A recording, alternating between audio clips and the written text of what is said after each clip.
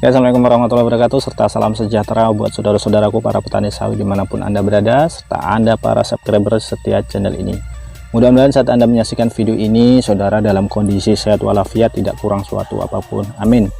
Nah, buat saudara yang kali pertama singgah di channel ini, bila nanti Anda rasa video ini bermanfaat buat Anda, tolong bagikan juga informasi ini ke rekan-rekan lainnya, atau informasikan channel ini ke mereka. Mudah-mudahan bagi mereka yang belum mengetahuinya, terkhusus untuk para petani sawit pemula, mendapatkan informasi ini dan bermanfaat buat mereka.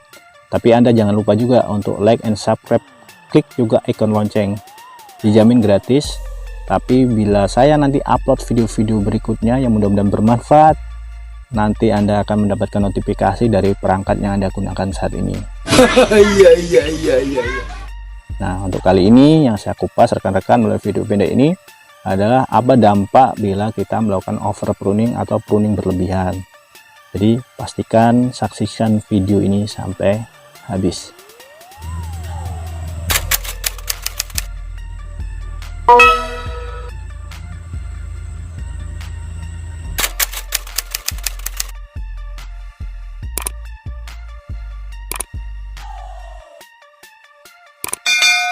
Nah, rekan-rekan semua, pekerjaan pruning ini memang sudah jadi bagian ya dalam kita membudidayakan kelapa sawit tentunya. Nah, bagi Anda yang sudah berkecimpung di dunia persawitan atau membudidayakan kelapa sawitnya lama, tentu tidak asing lagi ya, Anda sudah biasa melakukan itu. Tetapi bagi Anda yang baru membudidayakan dan tanaman kelapa sawit Anda masih di fase TBM, itu kan dilarang keras untuk menurunkan pelepah.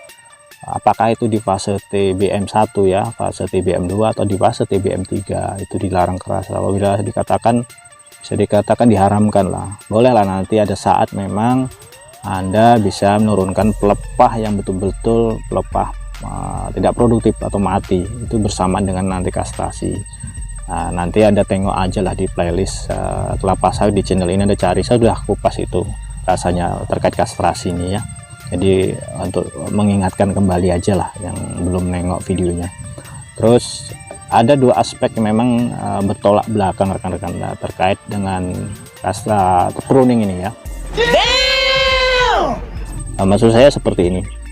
Di sisi lain kan kita mau menurunkan pelepah dengan tujuan ya, mungkin pertama garis besarnya adalah memudahkan kita untuk panen ya kan, memudahkan untuk panen, meminimalkan losis ya. Dimana kalau kita panen berundulan itu jatuh juga ke sela-sela pelepah, tentunya juga kan sulit kita untuk mengutipnya, bahkan mungkin ada sebagian yang tidak terkutip atau terambil. Sementara berundulan itu adalah juga bagian sumber pundi-pundi rupiah ya, dari hasil sawit yang kita budidayakan itu. Di sisi lain juga mempermudah kita memantau buah masak bila kita mau panen. Anda bisa bayangkan kalau kondisinya gondrong, kan susah ini kita mantaunya juga, itu salah satunya. Terus juga kondisi yang tidak bersih ya, kondisi pokok yang gondrong ya. Terus kondisi kebersihan yang tidak terjaga, karena biasanya kalau kondisi yang gondrong seperti itu, berundulan banyak yang busuk ya kan di situ. Nah, tentu akan mengundang timbulnya hama dan penyakit untuk tanaman. Tentu juga dampaknya kurang bagus ya untuk tanaman kita. Habis itu mempermudah penyerbukan, nantinya itu banyak juga keuntungan sebenarnya. Tetapi kenapa saya katakan bertolak belakang? Jadi gini rekan-rekan, dari hasil ya pengamatan para ahli di dunia persawitan, bahwasanya dengan kita menjaga pelepah produktif, maksudnya pelepah yang masih hijau ya, bukan pelepah sudah mengering segala macamnya itu, dengan kita menjaga pelepah yang masih produktif, dan itu ada korelasinya dengan produksi. Jadi semakin banyak pelepah ya, pelepah produktif ya, ini semakin banyak, ini juga ada kaitannya dengan produksi yang tinggi. Nah, ini yang saya maksud seperti itu. Sisi lain kita menurunkan, sisi lain kita juga harus menjaga itu. Nah, apa nanti dampaknya kalau kita menurunkan pelepah ini berlebihan? Bagi saudara-saudara yang punya lahan sawit agak luas, ada biasanya kan mengupah nih ke rekan-rekan atau saudara atau orang lain ya untuk melakukan ini. Syukur-syukur Anda paham akan ini. Kalau tidak, tentu yang dilakukan oleh para pekerja itu gimana gampangnya saja kan, gimana gampangnya manen ya. Salah satunya itulah dampaknya mereka over pruning dengan tujuan tadi, yaitu tadi supaya panennya lebih mudah, mengutip brondolan lebih mudah. Nah, itu yang terjadi rekan-rekan, karena mereka merasa juga bukan tanaman kelapa sawitnya, yang penting gimana dia mendapatkan hasil yang banyak saat itu, padahal dampaknya kurang bagus ini untuk tanaman. Iya. Tapi kalau Anda paham ya syukurlah, jadi Anda bisa memantau hal ini ya. Nah, sebelum menginjak apa sih dampaknya rekan-rekan, nah ini Anda juga harus pahami. Jadi pruning yang kita lakukan itu di usia tanaman berapa tahun ya. Habis itu Anda juga harus pahami, nanti akan saya buat video khusus juga ini terkait dengan pruning ini ya, usia berapa yang memang layak untuk melakukan pruning ini, karena saya katakan tadi masa TBM belum boleh ya. Nah, di situ nanti kita akan jelaskan pruning sanitasi seperti apa, ada pruning usia 4-7 tahun. Nah, setelah itu pruning kita harus meninggalkan apa ya, lingkaran pelepah spiral ya, atau lingkaran pelepah ya, yaitu berapa disisakan. Nah, nanti ada juga kita mau jelaskan juga nantinya kalau pruning usia lebih 8 tahun. Nah, itu kan beda-beda ini perlakuannya seperti apa. Iya. Itu kan saya coba cari waktu yang tepat ya, saya akan jelaskan juga nanti progresif pruning itu seperti apa segala macamnya ya.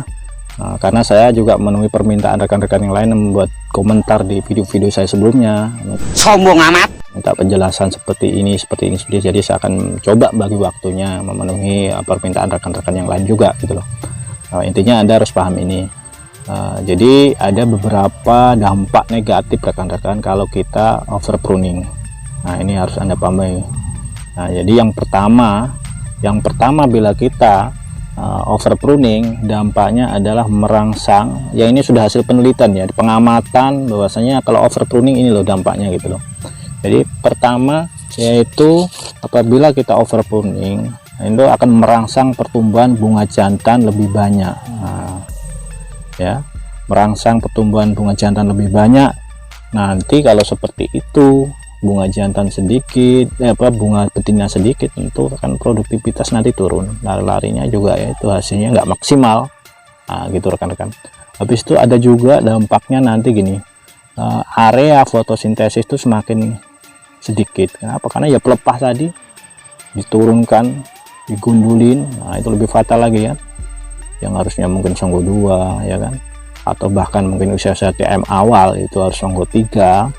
kan ada ringnya itu nanti ring kurang dari 9 tahun, 4-9 tahun ya, 9-15 tahun ya. Memang ada beberapa hal yang memang harus Anda pahami tentang ini rekan-rekan. Nah, dampak yang ditimbulkan berikutnya ini rekan-rekan, yaitu BJR itu rendah. Nah, lu bayangkan dengan kita over pruning, nantinya dampak ini kedepannya berat tandan yang dihasilkan rendah. Jadi apa yang kita dapat lagi sudah kalau sudah itu?